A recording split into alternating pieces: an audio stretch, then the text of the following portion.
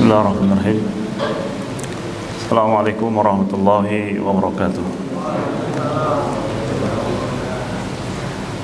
Alhamdulillah wassalatu wassalamu ala Rasulillah wa ala alihi wa sahbihi wa mawala wa ba'du. Ya ayyuhalladzina amanu taqullaha haqqa tuqatih wa la tamutunna illa wa antum muslimun.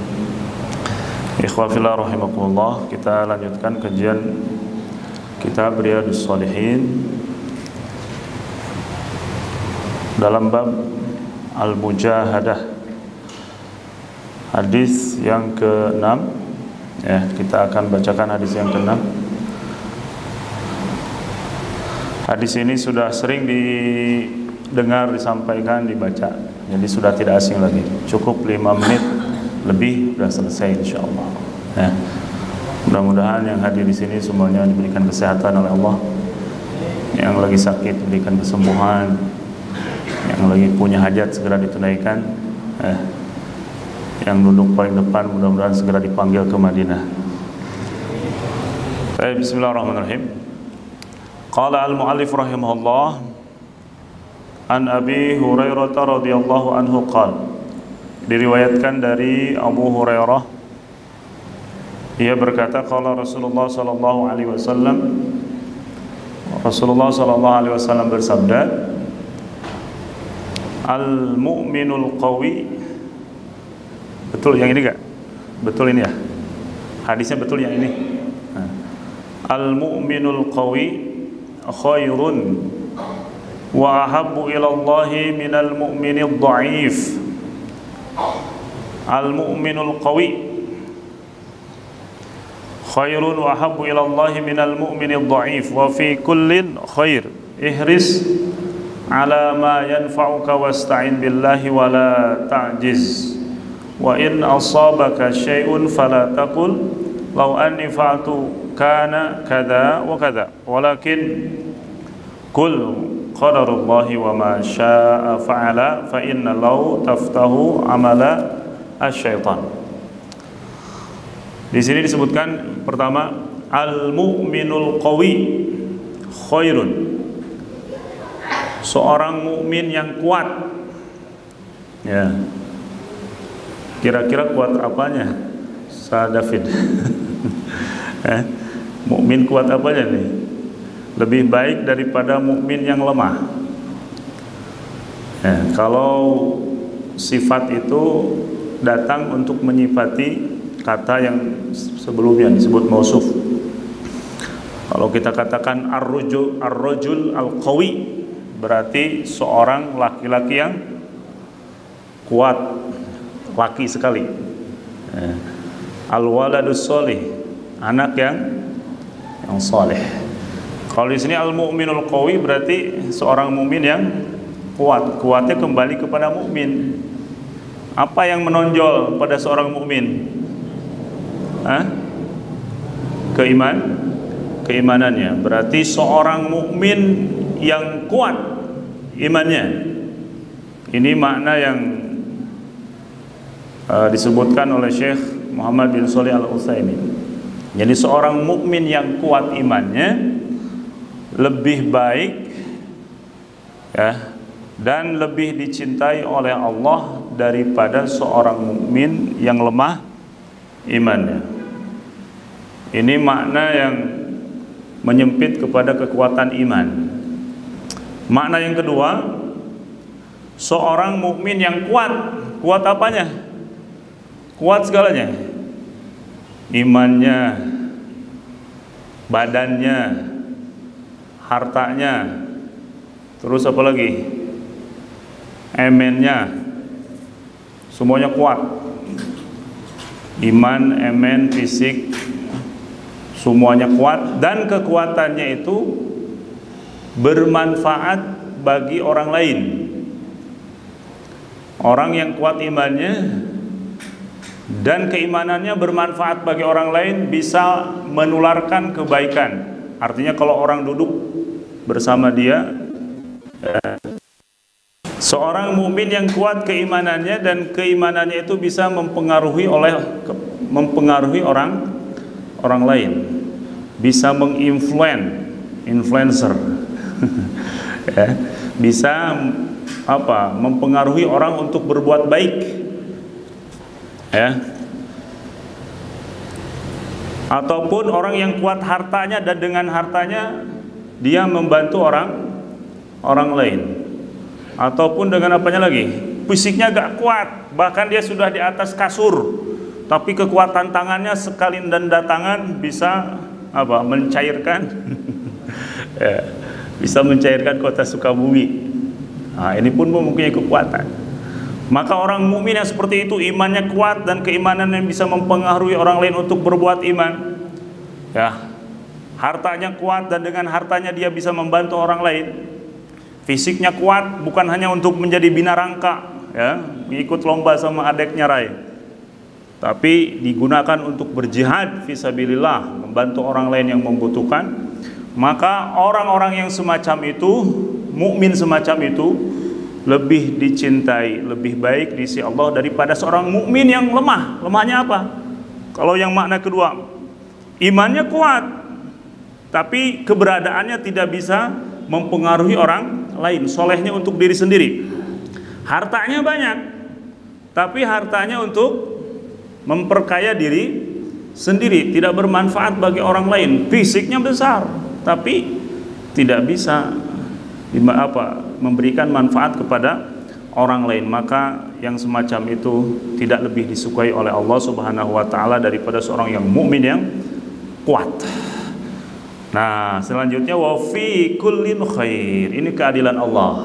Ya, pola atau uslub atau metode dalam memberikan pujian, ya, Rasulullah SAW dan juga Allah nanti dalam beberapa ayat. Jadi tetap memberikan semangat dan harapan kepada orang lain. Kata Rasulullah, seorang mukmin yang kuat itu, ya, lebih dicintai oleh Allah. Tapi baik yang kuat, baik pun yang lemah, artinya yang lemah itu tadi tuh, ya, yang hanya untuk diri sendiri, itu masih ada sisi kebaikannya. Jadi kalau misalkan kita punya anak didik lain sebagainya, ya, cara memujinya ya seperti itu. Jangan sampai menjatuhkan satu, mengangkat yang lain, karena itu sakitnya itu di mana? Ya, sakitnya itu di sana. Ya. Jadi misalnya kalian Masya Allah semuanya nilainya bagus-bagus, tapi di antara kalian ada yang lebih bagus. Nah, jadi jangan sampai kalian semuanya jelek, hanya satu saja yang bagus. Wah, itu namanya apa? Hah? Itu namanya menghancurkan harapan. Rasulullah mengatakan begini, yang kuat, yang lemah semuanya apa? Mempunyai kelebihan, tapi yang kuat ini tentunya manfaatnya lebih baik. Dan banyak di dalam ayat Al-Quran, misalkan dalam surah Al-Hadid, la yastawi minkum man anfaqa min qablil fathi wa qatal ulaika a'zamu darajatan minal ladzina anfaqu min ba'du wa qatalu. Ya, kata Allah Subhanahu wa taala, orang yang berinfak sebelum terjadinya Fathu Makkah, ya, itu lebih baik daripada orang yang berinfak setelah apa? Fathu Makkah. Siapa yang lebih baik? Yang berinfak para sahabat, yang tentunya orang-orang yang lebih dahulu masuk Islam. Tapi kata Allah Subhanahu wa taala di akhirnya apa? Endingnya tuh, endingnya geleyeng, enak sekali. Wa kullu wa'adallahu husna. Tapi kedua-keduanya, mukmin yang berinfak di awal, mukmin yang berinfak di akhir, semuanya akan dijanjikan masuk surga. Ada lagi di dalam surah apa? Dalam surah apa tentang kisah Sulaiman dengan Nabi Daud? Fafahamna Sulaimana wa kullan atainahu hukman wa ilma. Ketika Nabi Daud dan Nabi Sulaiman, seorang bapak dan ayah itu, ketika ada orang yang meminta pendapat, ternyata Nabi Sulaiman lebih cerdas. Kata Allah, Pak, Nabi Sulaiman diberikan pemahaman. Bukan berarti menjatuhkan Nabi Daud, ya, tapi diakhiri dan kedua-duanya diberikan ilmu dan hikmah. Jadi begitu, itu metode dan pola yang harus kita pakai dalam memuji seseorang, ya, sehingga memuji seseorang tidak harus menjatuhkan yang lainnya. Nanti bisa terkena undang-undang ITE itu, ya. Baik. Kemudian di sini disebutkan ihris ala ma yanfa'uka, bersemangatlah kamu ya, untuk melakukan sesuatu yang bermanfaat ya. Sesuatu yang bermanfaat. Pekerjaan atau hal yang kita lakukan tuh tidak keluar dari tiga, ada yang bermanfaat, ada yang tidak bermanfaat, ada yang tidak bermanfaat, dan juga tidak ada manfaat ya.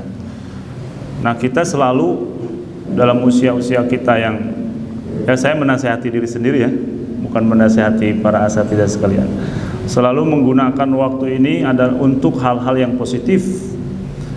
Usia kita gak tahu ya, usia kita itu sangat tidak bisa diprediksi ya. Kemarin dalam minggu-minggu ini saudara kita siapa Pak yang di apa itu? Pak Cecep rahimahullah, mudah-mudahan Allah mengampuni ya. Baru saja ketemu, saya habis dari mengantar berbareng-bareng ke notaris katanya saat ketemu, kata beliau, Ustaz, insya Allah kita akan bangun masjid di sana ya. Kemudian hadir bersama kita di sini ketika pembagian rapot, masih sehat. Berapa hari kemudian, innalillahi wa inna ilaihi raji'un. Kemarin saya habis pulang, habis nelpon beberapa ke keluarga sana, paman masih sehat, bulugur, montok badannya, nggak ada yang mengira mau meninggal. Ternyata pas sorenya, innalillahi wa inna ilaihi raji'un. Jadi usia itu tidak ada yang tahu ya. Mungkin ya gak ada yang tahu kan, mungkin antum duluan, kemudian anak terakhir, atau anak terakhir antum duluan, gak ada yang tahu usia itu ya. Jadi selalu meminta kepada Allah Subhanahu wa taala ya, taufik, dan juga bersemangat untuk melaksanakan yang baik. Bahwa Allah mengatakan dalam surah Al-Hajj itu, wa inna yauman inda rabbika ka alfi sanatin mimma ta'udun. Salah satu tafsiran dari Abu Hurairah ketika menafsirkan ayat ini ya, 1000 tahun di sisi Allah itu, beliau menyampaikan hadis tentang orang kaya. Kata Abu Hurairah dalam hadis itu, hadis dari Rasulullah, bahwa orang kaya itu setengah hari bedanya masuk surga dengan orang-orang yang fakir. Jadi ini ada orang kaya, orang miskin, dua-duanya masuk surga. Yang duluan itu adalah orang apa? Orang miskin duluan, walaupun sama-sama, karena orang kaya harus diaudit dulu. Diaudit dulu. Setengah hari, Abu Hurairah ditanya setengah hari itu berapa, kemudian membacakan ayat itu. Yang tadi itu surah Al-Hajj, satu hari itu berapa? 1000 tahun, berarti setengah harinya 500 tahun perbedaannya. Jadi antum mau milih kaya atau miskin? Ya milih kaya, San. Milih kaya masuk surga, dan duluan masuk surga. Itulah. Jadi usia kita pendek ya. Yang 60 tahun itu kalau dikonversi dengan 1000 tahun itu berapa? Ya 1,5 jam lah.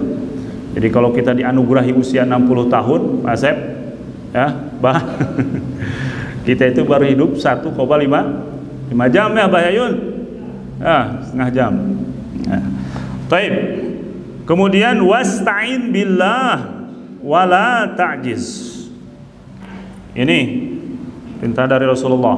Semangat, tapi semangatnya bukan semangat kosong. Harus dibarengi dengan apa? Meminta pertolongan kepada Allah.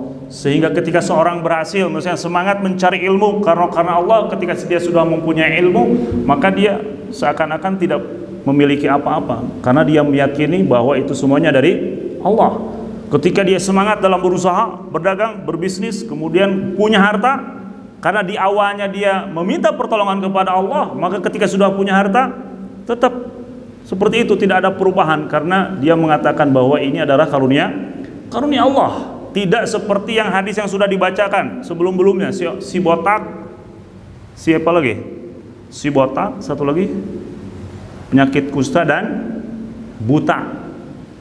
Ketika dia diberikan ujian oleh Allah, ya, botak, kemudian kusta, kemudian diberikan kesembuhan dan diberikan harta, kemudian setelah kaya raya, Allah uji dengan diutusnya malaikat yang pernah memberikan kekayaannya tersebut. Dia mengatakan, ini semua harta bukan, ya, bukan datang begitu saja. Ini datang dari kakekku, kakekku dari kakek-kakekku. Akhirnya mengingkari nikmat Allah karena dia di hari awal sudah jauh dari Allah Subhanahu wa taala. Maka kalau kita mencari ilmu, mencari harta, mencari apa saja, niatkanlah itu semuanya karena Allah Subhanahu wa taala dan meminta pertolongan kepada Allah Subhanahu wa taala. Wala ta'jiz. Jangan malas, jangan melemah.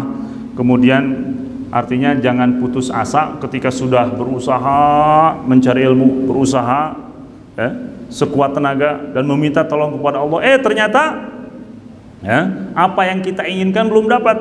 Maka Rasulullah mengatakan, wa in asabaka syai'un, apabila yang kamu inginkan itu, ilmu yang kamu ingin raih tidak kamu dapat, harta yang kamu kejar kamu tidak mendapatkannya, atau apapun saja keinginan kita tidak dapat, maka fala taqul, janganlah katakan lau anni fa'altu kana kadza wa kadza, seandainya aku dulu gak belajar di Al-Matuk, mungkin saya sekarang udah jadi presiden. Misalkan, aduh seandainya saya dulu tuh nikahnya dengan tetangga saja, ya gak usah repot-repot harus lebaran itu mudiknya jauh ke NTT misalkan. Nah ini kata-kata lau ini terlalang di dalam agama kita, ya. Lau yang seperti apa? Lau yang menyesali atas takdir yang telah Allah gariskan. Tapi kalau launya menginginkan kebaikan, ya, seandainya saya diberikan ilmu seperti si fulan, maka saya akan mengamalkan sebagaimana si fulan mengamalkan ilmu. Seandainya aku diberikan harta seperti si fulan, maka aku akan berinfak sebagaimana si fulan berinfak. Ini tidak terlarang. Yang terlarang itu menyesali takdir buruk yang menimpa kepada kita. Aduh, kalau tadi gak berangkat pagi-pagi saja, ya, mungkin saya, ya, sempat ketemu dengan si fulan. Dan terkadang Syekh Muhammad bin Shalih Al-Utsaimin menceritakan dulu dalam kitabnya itu, ada di Riyadh kalau nggak salah, ada seorang yang mau berangkat memakai pesawat berangkat, kemudian dia ketiduran di bandara. Udah terbang jauh, dia baru bangun. Pas bangun dia marah-marah. Tahu berapa jam kemudian ada informasi bahwa pesawat itu kecelakaan. Yang asalnya marah jadi berubah apa? Alhamdulillah kasarean. Jadi alhamdulillah kasarean. Jadi ketika kita mendapatkan sesuatu yang tidak enak, maka berhusnudzonlah kepada Allah. Ya, jangan ambil pusing, marah. Mungkin saja misalkan ketika pagi Pak Dery, ya, bannya kempes. Kadang saya izin ban kempes, ya katakan qadarullah wa ma syaa fa'al. Mungkin kalau tidak kempes, ya Pak Dery di jalan ketemu dengan para gadis cantik, akhirnya hafalannya hilang, ya. Nah, begitu. Jadi ketika terjadi sesuatu, kata Rasulullah SAW di sini katakan, walakin kul qadarullah wa ma syaa fa'ala. Jadi kalau kita mendapatkan sesuatu yang tidak enak, maka katakanlah qadarullah wa ma syaa fa'ala. Jadi bisa mengatakan qadarullah dengan isim, bisa mengatakan dengan fi'il, qadarallahu wa ma syaa fa'ala. Kalau dengan isim, qadarullahi wa ma syaa fa'ala. Fa inna law taftahu amal syaitan, karena sungguhnya berandai-andai itu memudahkan syaitan untuk menjerumuskan kita, ya. Jadi katakan qadarullah wa ma syaa fa'al terhadap apa yang terjadi pada diri kita. Bagaimana kalau ya kita biasa ya, kalau misalkan pas saya ke Sukabumi ketemu seseorang, tidak sengaja bertemu, kebetulan saya lagi mencari kamu dari dulu, baru ketemu di sini. Boleh nggak kita mengatakan kebetulan? Apa harus qadarullah kita ketemu di sini? Jadi yang disebut qadarullah itu, ingat ya, terhadap sesuatu yang apa? Yang telah terjadi, dan sesuatu itu bersifat musibah. Jadi berhujah dengan takdir. Adapun sesuatu yang seperti tadi, kebetulan kita ketemu, boleh saja mengatakan. Jadi kebetulannya bukan disandarkan kepada Allah, karena Allah itu maha mengetahui ya segala sesuatu sebelum terjadi dan sesuatu yang sudah terjadi ataupun belum terjadi. Tapi kebetulan itu adalah disandarkannya kepada ilmu kita yang baru tahu, kebetulan kita ketemu di sini. Kebetulan kan bagi kita, bagi makhluk, tapi bagi Allah sesuatunya sudah terencana dan diketahui. Subhanakallahumma wa bihamdik, asyhadu an la ilaha illa anta, astaghfiruka wa atubu ilaik. Assalamualaikum warahmatullahi wabarakatuh.